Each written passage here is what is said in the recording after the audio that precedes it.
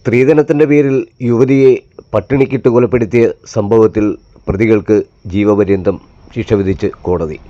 സ്ത്രീധനത്തിന്റെ പേരിൽ യുവതിയെ ക്രൂരമായി പട്ടിണിക്കിട്ട് കൊലപ്പെടുത്തിയ തുഷാര കൊലക്കേസിൽ പ്രതികൾക്ക് ജീവപര്യന്തം. തുഷാരയുടെ ഭർത്താവ് പൂയപ്പള്ളി ചരുവിള വീട്ടിൽ ചന്തുലാൽ, മാതാവ് ലാലി എന്നിവർക്കാണ് ജീവപര്യന്തം ശിക്ഷ വിധിച്ചത്.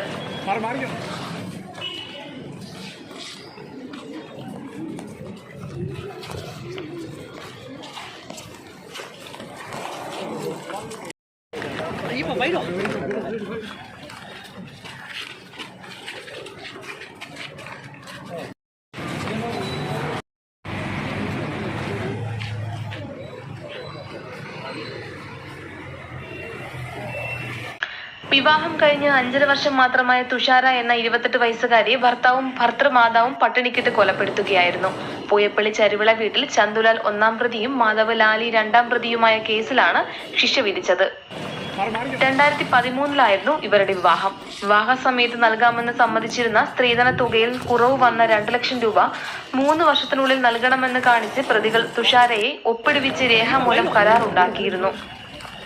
എന്നാൽ 3 മാസം കഴിഞ്ഞതു മുതൽ ഈ തുക ആവശ്യപ്പെട്ട് തുഷാരയെയും കുടുംബത്തെയും ശാരീരികമായും മാനസികമായും പ്രതികൾ പീഡിപ്പിച്ചു തുടങ്ങിയിരുന്നു.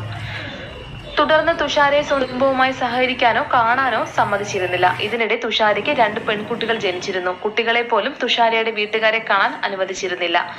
2019 മാർച്ച് 21-ന് രാത്രി തുഷാര മരണപ്പെട്ടതായി തുഷാരയുടെ പിതാവിനെ ഒരു ഓട്ടോറിക്ഷ ഡ്രൈവർ അറിയിക്കുകയായിരുന്നു. വിവരമറിഞ്ഞ് രാത്രി 1 മണിക്ക് കൊല്ലം ജില്ലാ ആശുപത്രിയിലെത്തിയ തുഷാരയുടെ പിതാവും മാതാവും സഹോദരനും ബന്ധുക്കളും മൃതശരീരം കണ്ടപ്പോൾ ദയനീയമായി ശോഷിച്ച രൂപമായിരുന്നു. തുടർന്ന് അവർ പൂയപ്പള്ളി പോലീസിന് നൽകിയ പരാതിയെ തുടർന്ന് നടത്തിയ പോസ്റ്റ്മോർട്ടം പരിശോധനയിലാണ് വളരെ അപൂർവവും ക്രൂരവുമായ കൊലപാതകത്തിന്റെ ചുരുളഴിഞ്ഞത്. മൃതശരീരത്തിന്റെ ഭാരം വെറും 21 കിലോഗ്രാം മാത്രമായിരുന്നു. ആമാശയത്തിൽ ഭക്ഷണ വസ്തുവിന്റെ അംശമില്ലായിരുന്നു എന്ന് പോസ്റ്റ്മോർട്ടം റിപ്പോർട്ടിൽ തെളിഞ്ഞു. തൊലി എല്ലിനോട് ചേർന്ന് മാംസം ഇല്ലാത്ത നിലയിലായിരുന്നു. വയറൊട്ടി വാരിയിൽ തെളിഞ്ഞ് നട്ടെല്ലിനോട് ചേർന്നിരുന്നു. ശാസ്ത്രീയമായ തെളിവുകൾക്ക് ഉപരിയായി അയൽക്കാരുടെയും തുഷാരയുടെ 3.5 വയസ്സുള്ള കുട്ടിയുടെ അധ്യാപികയുടെയും മൊഴികൾ കേസിൽ നിർണായകമായി.